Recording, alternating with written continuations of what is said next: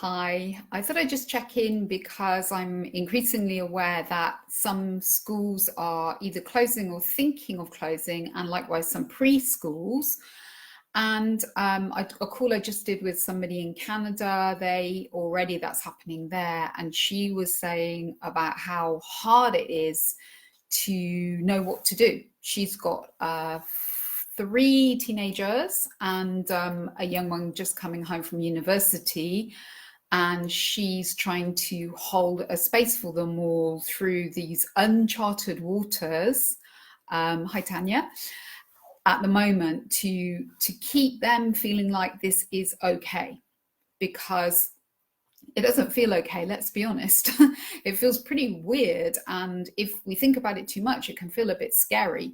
And of course, that's what the children then pick up in us, is our uncertainty and our fear, which is very difficult not to have when that's how the world feels at the moment, because we're getting information that this is on a global basis. So two important things that I thought I would just jump on and say, based on the conversation I just had with this parent of four youngsters, is it's absolutely vital to have plenty of small emotions-based conversations with the children. So they don't always need facts. Now, I understand from what some people have shared with me that their children, because of additional needs that they have, they do like facts, and that's fine. But alongside of facts, if your child is very, very focused on them, they need your calmness, because you are always the most amazing resource in their life. And if they can sense in you real fear, real uncertainty, real, reaching maybe for over organizing them, trying to over control things, that will, again, understandable, but it will scare them. It will scare them. And I know some of the parents I'm working with, they said, so what we've done is we've got a schedule together, and I've got a plan for their education, because their education is very important. And, we've got maths, and then we've got some science. And of course, yes, education is important.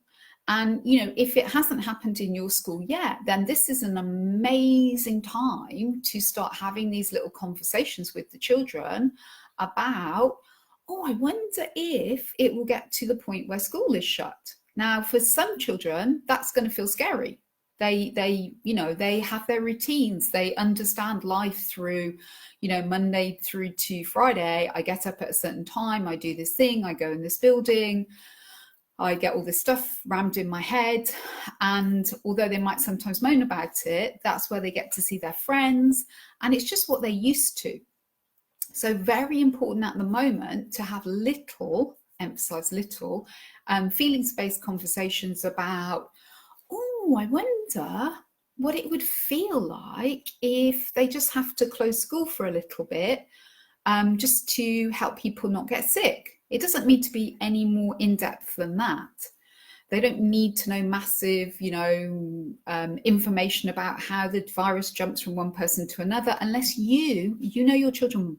They may need that information, but it's thinking about not scaring them too much, because we don't understand this as adults. So if we layer loads of complex stuff on them, they're not going to cope. It's just going to scare them even more.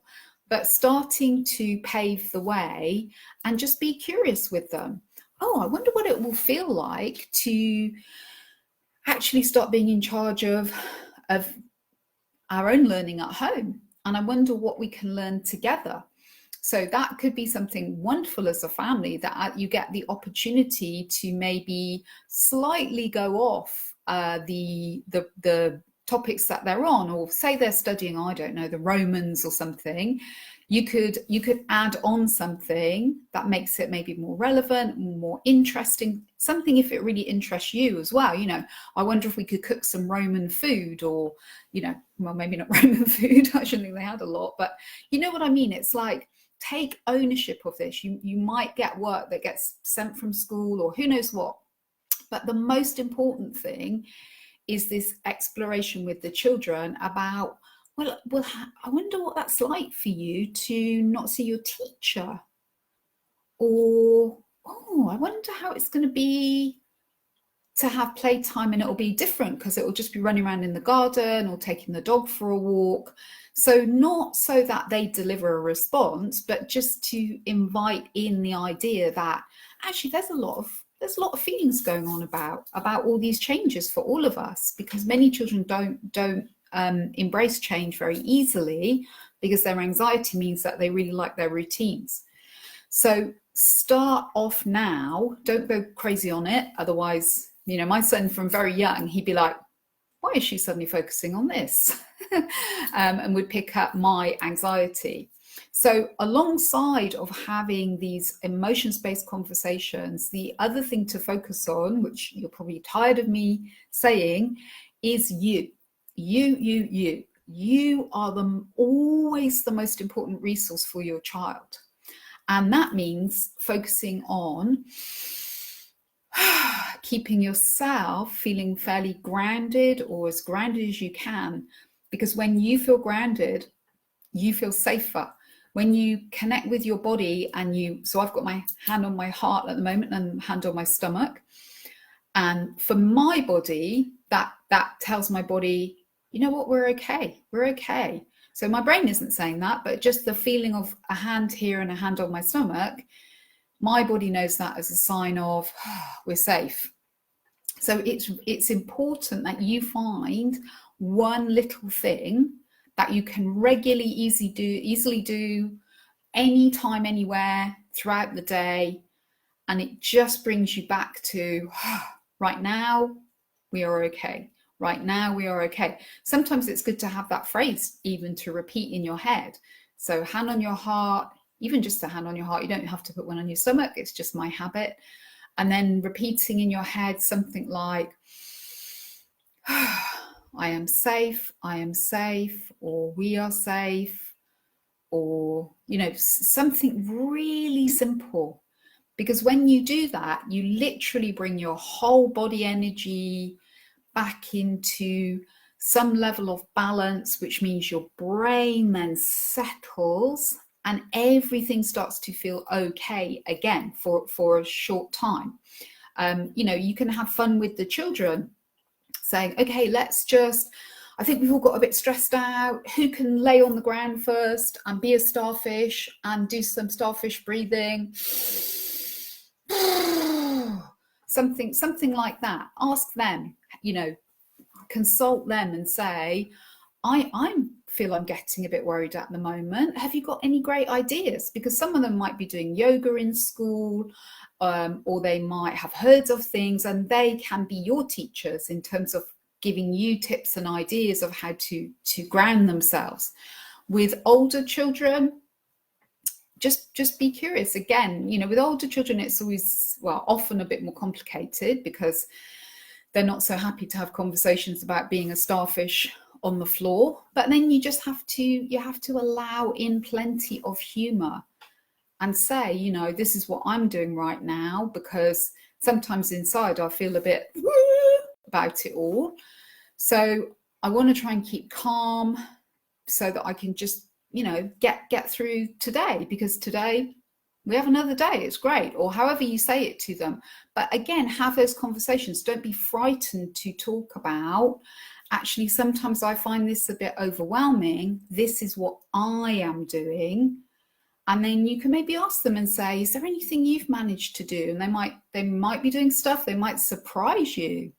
And, it just brings into the space of we're all doing stuff to just help ourselves feel a bit calmer and a bit safer in this weird time that we're in. And then it's just keeping these conversations going, trying not to get too caught up in the wider media. So again, a lot of the parents I've been advising to limit themselves, like keep yourself off social media as much as you can, because every time I jump on Facebook, it's just full of coronavirus. And limit the information. Do you need to know every second of every day what's happening? Is it going to make any difference to you? Not really. If school needs you to go get your children, they're going to ring you or they're going to email you.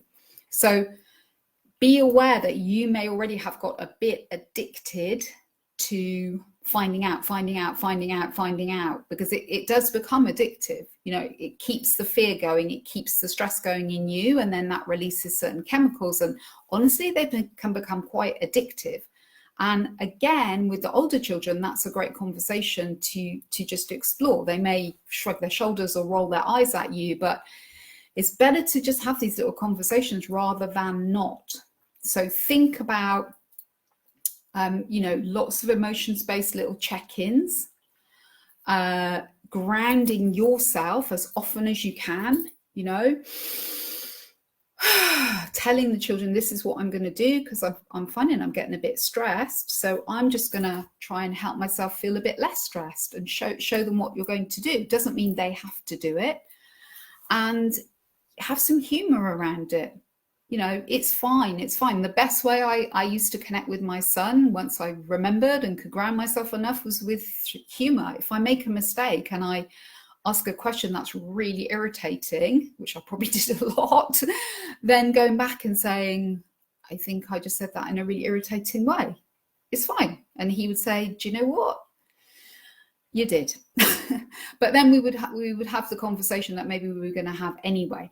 So it's a time to really, really, really, more than anything else, keep life simple and keep yourself super grounded, because you always will be the best resource there is on the planet forevermore for your beautiful, wonderful children. So take care.